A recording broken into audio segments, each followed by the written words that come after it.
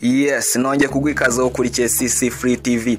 Kanda subscribe niba utarayikanda kugira ngo uzajye ubona andi makuru mashyashya y'imyidagaduro entertainment yo mu Rwanda tuzajya tukugezaho buri munsi. Tukugezaho amakuru y'ibyo muri cinema, amakuru y'ibyo muri football, amakuru yose y'ibyo muri rusange n'ahandi wayasanga, amakuru y'ibyo muri muzika, amakuru yose y'ibyo muri rusange n'ahandi wayasanga usibye no kuri CC Free TV. Niyo mpamvu tukubwira ngo niba utarakanda subscribe banzu ikande kugira ngo utazajya ucikwa n'andi makuru ibyegeranyo tuzajya tukugezaho buri munsi. Kuri uyu munsi rero tubafitiye inkuru nziza ku bakunzi ba Patino Comedy, ku bakunzi b'uyu musore Patino. Dufite inkuru nziza yuko yamaze kwambika impeta umukobwa mwiza cyane basanzwe bakina na comedy witwa Nikuze Feza. Ngira ngo abenshi abakunzi ba Patino Comedy bakunza kureba comedy zabo muramuzi, no umukobwa w'inzobe mwiza cyane ukunze gukina muri izi comedy za Patino Comedy.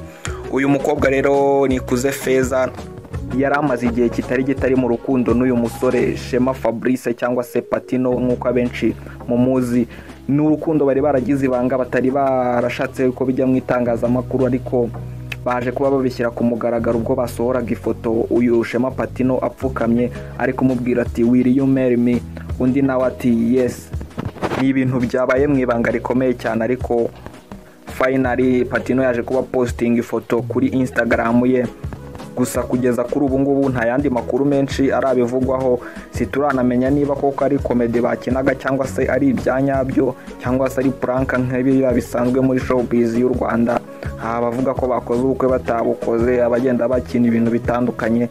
Nibi ngibi rero ntago turamenya neza niba ari ukuri, gusa tuzashaka Patino tumukoresha ikiganiro tubimubazaho birambuye iby'iyi foto ya postinze, ibye n'uyu mukobwa Nikuze Feza atubwire birambuye ku by'iyi foto ya postinze niba koko ari byo cyangwa se ari comedy bari gukina.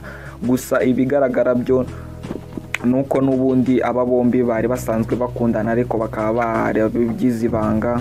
Ariko twe nka CC Free TV amakuru yose twiyemeje kuzajya tuyabagezaho 5 kuri 5.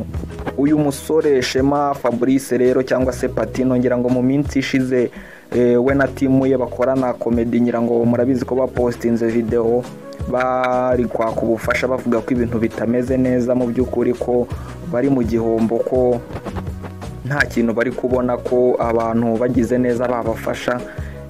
Nyuma y'iyo video rero nyuma baje kuba bapostinga n'indi bavuga yuko bashimira abantu bose babafashije, ko babateye inkunga ikomeye cyane. Kandi uyu musore Shema Patino ngira ngo murabizi ko ajya akina no muri Nyagiso Comedy zica kuri Afrimax TV, nahajya agira gutya akajya gutera y'ibiraka rimwe na rimwe. Uyu musore kandi Shema Fabrice cyangwa se Patino ni n'umuhanzi, araririmba. Ngira ngo hari zimwe mu ndirimbo ze mujya mwumva muri comedy bazikoresheje nka soundtrack, nizo aba yiririmbiye. Ni umuhanzi uyu musore, kandi n'umusore nawe ufite amafaranga atari make. Ngira ngo mu minsi ishize hano kuri CC Free TV twabakoreye video yerekana imitungo ye. Ni umusore ufite amafaranga atari make, nubwo kuri we avuga ko ntayo mu by'ukuri, ariko twebwe nka CC Free TV ku bushakashatsi tuba twakoze, uyu musore Shema Patino afite amafaranga, akaba ari nayo mpamvu muri no minsi agiye guhita akora n'igikwe nyuma yo kwambika impeta uyu mukobwa Nikuze Feza. Iby'uru rukundo rw'aba bombi rero Shema Fabrice ndetse na Feza Nikuze ni ibintu byatangiye kera bakiga high school, ubwo biganaga. Inshuti zabo za hafi zivuga yuko aba bombi bari mu rukundo rukomeye cyane ubwo biganaga n'ubundi high school, kugeza ubwo bose baje kurangiza amashuri.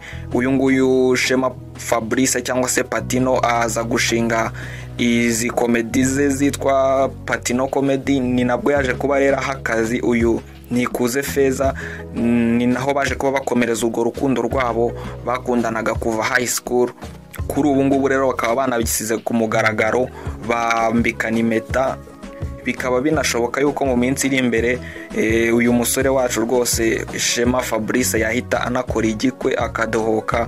Amakuru y'iyi couple tuzakomeza kugenda tuyabakurikiranira. Ni nayo mpamvu tukubwira ngo we niba utarakanda subscribe kuri no channel, iki ni cyo gihe kugira ngo wanzuye kandi kugira ngo utazajya ucikwa n'andi makuru tuzajya tukugezaho buri munsi. Wowe niba utarakanda subscribe yikande, ndetse wiko no gukanda kukazogira kare ku ruhande notification, ubundi amakuru yose tuzajya tuyakugezaho 5 kuri 5. Amakuru y'iyi couple rero ya Nikuze Feza na Shema Fabrice tuzakomeza kugenda tuyabagezaho gusa turaza no gucukumbura tumenye neza niba atari prank atari ibintu bakinye kugira ngo bavugwe cyane mu itangazamakuru nk'uko twagiye tubibona ba Rocky batera ivi kandi ari video bari gushutinga bari kubeshya kugira ngo batwike.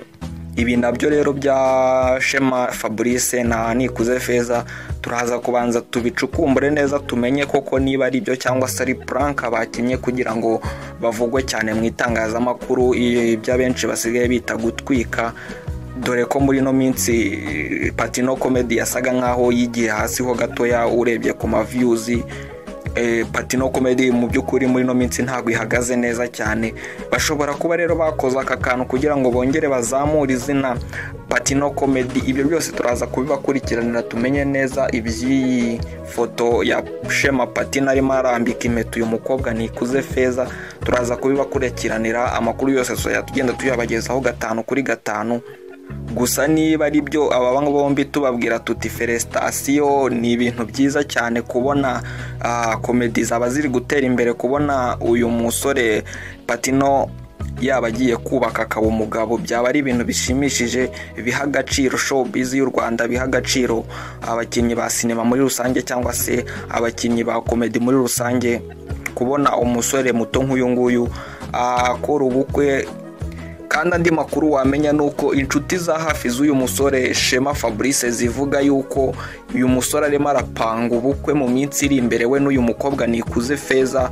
Gusa ntibizwi neza ukwezi n'itariki, gusa birimo biravugwa yuko uyu musore Patino nawe yaba agiye kugera ikirenge mu cy'abandi basitari bakomeje kugenda bakora ubukwe muri uyu mwaka, nawe agahita rwose yerekana inshakwaha, agahita anasezerana imbere y'Imana.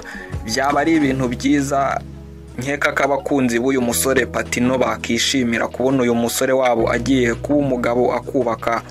Andi makuru kandi wamenya kuri uyu musore Patino cyangwa se Shema Fabrice amazina ye nyakuri, nuko amakuru dufite nuko uyu musore yaba yaratangiye kuzamura inzu nziza cyane hano mu mujyi wa Kigali. Inzu bivugwa ko ariyo yaba agiye kurongoreramo uyu mukunzi we Nikuze Feza. Ni inzu ari kuzamura hariya Kicukiro, ntago ari amakuru dufite neza, gusa biravugwa yuko byaba ari byo. Murumva rero ko uyu musore wacu Shema Patino cyangwa se Fabrice Shema amazina ye nyakuri yiswe n'ababyeyi arimo aratera imbere mu buryo bwose. Gusa abakunzi ba Patino Comedy mukomeze mu supporting, mujye kuri YouTube channel ye ya Shema Patino, mukomeze mugende murebe zira comedy ze, mukomeze kuzamura views, ariko mu mutera inkunga kugira ngo nibi bikorwa agiyemo byo gukora ubukwe cyangwa se uyu mushinga agiye gutangiza we n'uyu mukunzi we Feza uzagende neza, kandi mukomeze munamusengere mu musabira umugisha. Ibyo byose no kugira ngo ibintu byose bikomeze bigende neza. Ngere wumvaga rero nk'ibisanzwe na Reka Sisi, this is Sisi Free TV, kanda subscribe. Ciao ciao.